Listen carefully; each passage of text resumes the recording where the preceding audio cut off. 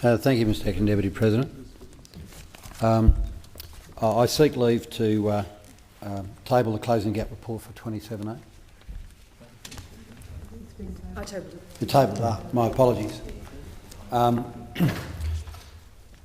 commend it to senators, not just for the clear understanding it provides of what needs to be done to address disadvantage in First Australian communities, but because it gets beyond a gap-focused deficit mindset and tells the proud stories of Aboriginal and Torres Strait Islander achievements. It's a catalogue of pride in country, pride in community, pride in work and family. It shows how pride and cultural authority is driving change across the country. It describes how we as a government have learnt the lessons of history and culture and are working with leaders and communities and within and alongside culture. That's why I'm adamant about the Indigenous Advancement Strategy services should be delivered by Indigenous organisations and service providers that deeply understand that culture. For nearly a decade, we have been marking progress against closing the gap targets. Last night, the Prime Minister and I hosted a function for Indigenous professionals, the first Aboriginal surgeon and his sister, the first Aboriginal obstetrician, the first person of Indigenous heritage to represent Australia as an ambassador in our diplomatic corps. Over the past 50 years, as the Prime Minister highlighted earlier in his statement to the House, there have been standout people who raised community expectations and pride. There have been many quiet, stalwart achievers who've contributed to their communities by changing one person's life at a time. Being a proud Territorian, I'm pleased many from the Northern Territory, such as Andrea Mason, Northern Territory Australian of the Year. There's been strong and wide advocacy that has changed attitudes and changed laws. Neville Bonner, Eddie Mabo, the pioneers of the freedom rides, but to name a few.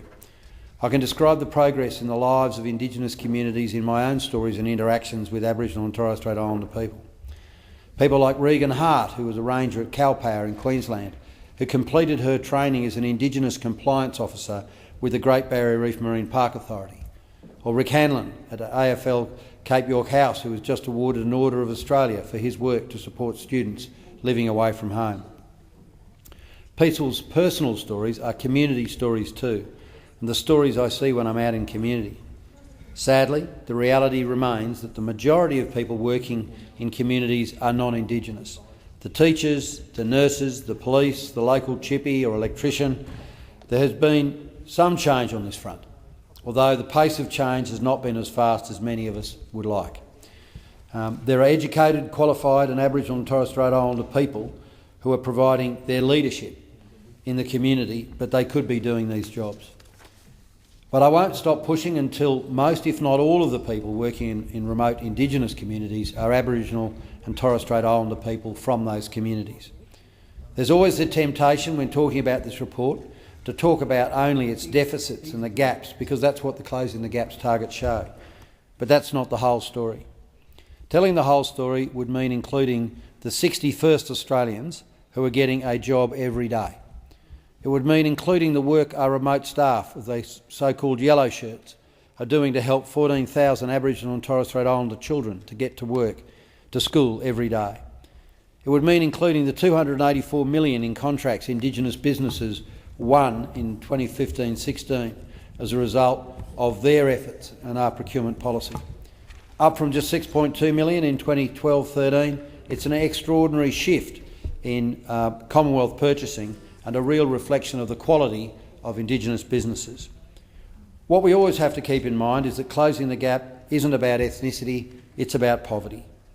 The gaps in life outcomes don't stem from being an Aboriginal or Torres Strait Islander person, but because those people are in fact living in poverty and suffer all of the consequential social outcomes. Take the target to close the life expectancy gap by 2031. While we've seen ongoing improvements in life expectancy for the whole Australian population, there's been a gradual improvement for the Indigenous population. The current rate of progress is just slightly improving rather than closing the gap. Well, this target, let's be frank, was ambitious and unrealistic in such a short time frame.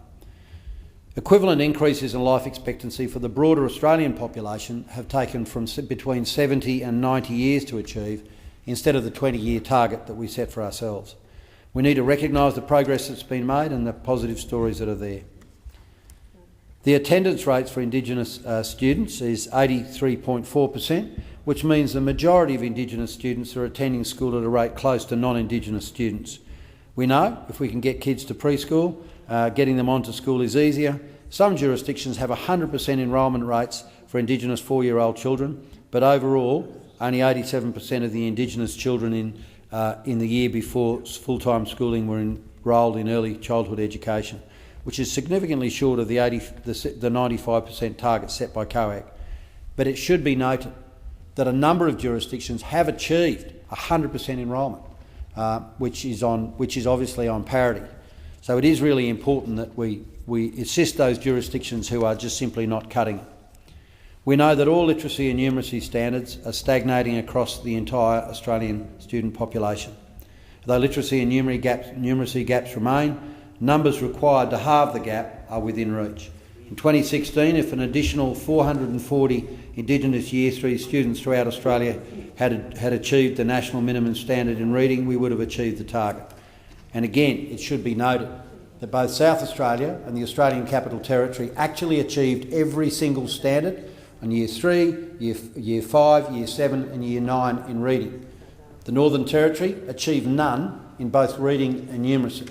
So it's not only just saying broadly we need to improve this, we need to use the Closing the Gap report to ensure that we target resources and efforts at those jurisdictions that are failing. At the other end, in high school, the news is getting better. We're on track to halve the gap in Year 12 attainment by 2020, but just as a precautionary note, whilst the headline figures look good on this, I think it doesn't have to drill into too much to know that remote Australia is probably is not doing anywhere near as well as we are in metropolitan Australia. The news gets better for those who go on to further education. With tertiary qualifications, Indigenous Australians have exactly the same employment outcomes as non-Indigenous Australians. In 1971, less than 5% of working-age Indigenous men had a post-school qualification. By 2011, this proportion had risen to 31%. It's still trending upwards for both men and women. In 2005, there was more than 8,000 Aboriginal and Torres Strait Islander students in higher education award courses. 10 years later, there are more than 16,000. That's a 93% increase compared with a 47% growth for all domestic students. We know the focus needs to shift from enrolments to lifting retention and completion rates. So that's why we've focused our funding and our interventions around ensuring that people stay in there, they're not only enrolled, and that's why we've invested $253 odd million in the Indigenous Student Success Program, and I know that this is going to ensure that we can translate those enrolments into a completion, which should be the figure that we think is important. The employment gap is another target where the short-term gains are not on target, but the long-term trend is heading in the right direction, and we're making inroads in all localities. Since September 2013, there has been more than 47,000 jobs created for Aboriginal and Torres Strait Islander Australians under our employment programs in my portfolio. As I've indicated, that's about 60 jobs per day. The Community Development Program has accelerated progress in employment since July 2015, placing more than 12,000 job seekers into jobs and outside of the CDP system. 12 months ago, the Prime Minister said the government has to focus on doing things with Aboriginal and Torres Strait Islander people. That's a change from a transactional government to enablement, from paying for services to linking funding with outcomes, from a one-size-fits-all mindset for program design to local solutions. Grants and national programs like the Community Development Program and the Remote School Attendance Strategy are driven by locals, and they're driven by local needs. Our network of staff, many of whom are Indigenous themselves, are working with communities and organisations to develop these local solutions. The reforms to the Indigenous Advancement Strategy have enabled a far more strategic and flexible approach to the government's investment in Indigenous affairs to achieve better outcomes on the ground while relieving administrative burden and red tape for organisations servicing Indigenous communities. We have to work with stakeholders, listen to the views of those on the front line and make those changes necessary to get it right. And we need to make those changes swiftly so ensure that the change can happen in the context of the information. Thank you, Senator Scullion.